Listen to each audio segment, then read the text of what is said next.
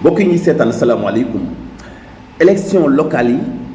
mu ngi jige si ci date bi ñu ko jàpp di 23 janvier 2022 bu fekkee élection yi dana am toujours damay poser question boobu mooy ndax élection yi dana am dafa am nag fu ñu ko teg muy li nga xamante ni bii moo war a tax xel yépp dal ci ni élection yi dana am dafa dajaloogul donte ñu ngi ci révision liste électorale mais li sabab tey suñu vidéo bi mooy dénoncer gi ñu bëgg a dénoncer defuma tey yi ay maire di def ci Sénégal te teguñu ko fenn ñu baleen dafay mel ni gouvernement bi walla ministre de l'intérieur moo leen bàyyi ci li ñu nekkee parce que gouvernement bi dafa am ay représentants muy administration di gouverneur di préfet di sous-préfet am sañ-sañ ci kaw maire sañ ko jubbanti sañ koo recadrer sañ koo xamal li nekk ay wareefam ci li ñëpp bokk muy askan wi xel mënta nangu ci fi démocratie Sénégal toll xel mënta nangu benn yoon am ñu ko kalaame ñuy bàyyi muy ñaar walla muy ñett ci certificat de résidence yi nga xam ne tey nit ñi dañu dem sax ba mujj tàyyal di ko wuti ndax coono bi ñu fay daj ak li muy indi ci ay bras de fer Talla Sylla maire bu Thiès moom fa la coow lu jëkkee ba mu yeggee ci tëj bureau bi jàppandalal nit ñi am ay certificat de résidence ñu dénoncé ko ñu dànkaafu leen am ñu ko commencé def fii ci Dakar gouverneur bu Dakar vraiment ñu ngi saluer taxawaayam ñu ngi koy rafetlu ndax ku am courage la ku dëggu la ku jub la teel a dànkaafu maire yi nekk ci Dakar xamal leen lu ñu sañ ak lu ñu sañul moo tax néew na fii ci Dakar nga gis ñuy joytu ay problème résidence teel na ko lijjanti ci fulla ci caractère ci recadrer leen ci wax leen lan moo nekk seen ay wareef mais par contre yeneen région yi ci des boo demee fu mel ni Waalo fu mel ni Petite Côte fu mel ni gànnaar bët gànnaaru Sénégal néew na gox booy dem ba bi ci mujj mooy meewaan néew na gox booy dem te fekkoo askan wa di réclamer am ay résidence waaw yow jiitewu mouvement wu politique yow nekkoo ci parti politique yow waajoo ngir dem ci ay élection simple électeur nga sénégalais ci sa bopp mais le fait maire ba fa nekk jàpp ni yow doonuloo militant wam wala maire ba fa nekk jàpp ni yow doo ko voteel dalay commencer indil ay jafe-jafe ci wàllu nga am résidence et puis li des ci Sénégal li ci des fii ci Sénégal xamuñu woon ni booy ut résidence ci maire yi bu dee commune ruraux yi fooguñu woon ni Sénégal yegg na ci ni chef de village dañuy def ay domiciliation ay certificat de domicile loolu musta am certificat de domicile musta am ci village musta existe parce que dañu xamante ci seen bopp ñoom ñëpp ku nekk xam nga yaay doomu kan kon yooyu amul woon sax ci village yi résidence mu ngi commencé am ci dëkk yu mag yi nga xam ni xel mun na koo nangu boo dëkkee Wakam il faut chef de quartier ba xam ban kër nga dëkk ban kër nga loger pour mu defal la résidence mu defal la domicile bu la ko defalee nga dem uti sa résidence pour mën a binduwaat ci liste électorale yi ana ban nit moo am sañ-sañu di def luy xañ kaneen mu am sañ-sañu voté ci ay élection et suñu état bi seetaan ko loolu teguwul fenn loolu xel mënu koo nangu mooy li tax nag dañuy interpeller directement ministre de l'intérieur xamal ko ni li nekk ci wàllu ndëngate ay maire di ko def te teguwul fenn moom Antoine Félix Diome mun na ko jubbanti te am nañu yaakaar ci moom mu jubbanti ko mën na ko régler te am nañu yaakaar ci moom mu régler ko moom mooy def élection yi pourquoi maire bi ci boppam kese ni moom du utal nit ki résidence bu fekkee amul certitude ci ni yow militant wam nga wala moom ngay voter waaye nag ñoo yey parce que xam ngeen ni da ngeen fee toog ci seen mandat ba mu jeexee yàgg na ngeen toog fi toog boo xam ne dafa illégitime amul benn sañ-sañ amul benn gëdd amul benn sañ-sañu toog fi des fi ngeen toog fi ay at ak seen nguur di doxal ni mu leen neexee di doxal ci suuf si ni mu leen neexee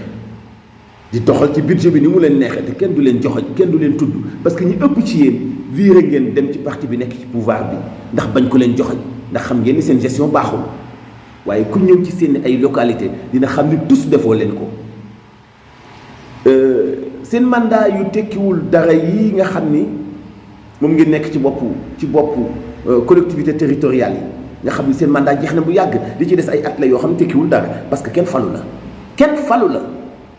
jiitewoo dara ñu jël ab institution ki budget teg ko ci sa loxo ngay doxal ni mu la neexee képp ku bokkut ak yow gis-gis nga jàppi ko ennemi jàkkaarloog moom bu amul fulla nga toxal ko fa mu dëkk mais nit ñi comme ragaluñu leen faalewuñu leen te xam nañu seen incompétence ñu def leen face créer seeni ay mouvement seeni ay résistance ci seen kanam pour wan leen bu élection jotee ñu folli leen wóoluwu leen seen bopp mooy li tax fi mu nekk da ngeen a xonet yéen ñëpp a xonet loolu moo mën a nekk sax nag maire boo xam ne yaa ngi xëccoo ay taxes ak ay juuti yaa ngi xëccoo ay avantages ci acte 3 wu décentralisation mais di xëccoo benn yoon ci réalisation boo def tabaxu leen bérébu fajukaay tabaxu leen bérébu jàngukaay tabaxu leen wàllu sport tabaxu leen fu waa culture moom yéen loo leen tabaxu leen lenn loo xam ne avantage la ci commune ba mënu leen a fexe ba du am ay changement élection yi ñu dëgmal ay élection yi patriote la élection yi ñu dëgmal ay élection citoyen la élection yi ñu dëgmal citoyen yi ñoo ko moom ñoom ñooy dogal di fal di folli te xam ngeen ni ñi ëpp ci yéen seen gestion wu juróom-ñaar jàpp juróom-ñetti at bi nga xam ne teguwul fenn mandat illégal yi ngeen nekk ci boppu maire yi xam ngeen ni askan wi ngeen jiite ñu ci gën a doyal ay maire yu néew ñooy liggéey ci yéen ñoo am vision ñoo am xalaat ay maire yu néew ñooy wane ci yéen ni bëgg nañu seen ay localité ay maire yu néew a néew ñoo jëlul localité ba di ko feesale seen ay poche ngeen foog ni loolu dañ koy bàyyi mu continuer askanu Sénégal taxaw leen jël seen ay motuwaay jël seen ay disposition jàkkaarloog ñii nga xam ni ku leen topp ñu faat li des ak néew ci wàllu démocratie ci Sénégal ñii nga xam ni ku leen topp ñu faagaagal démocratie bu nekk ci Sénégal ñii nga xam ni ku leen topp ñu néewal doole li ñu am ak néew ci wàllu patriotisme ci Sénégal duñu ko nangu tey duñu ko nangu ëllëg daal di jël suñu ay motuwaay teg ko ci fayda teg ko ci fulla jàkkaarloo ak yéen di ngeen utal nit ñi ay résidence ñu dem ci liste électorale yi yéen mouvement yi ak parti opposition yi aussi ñu ngi leen di demander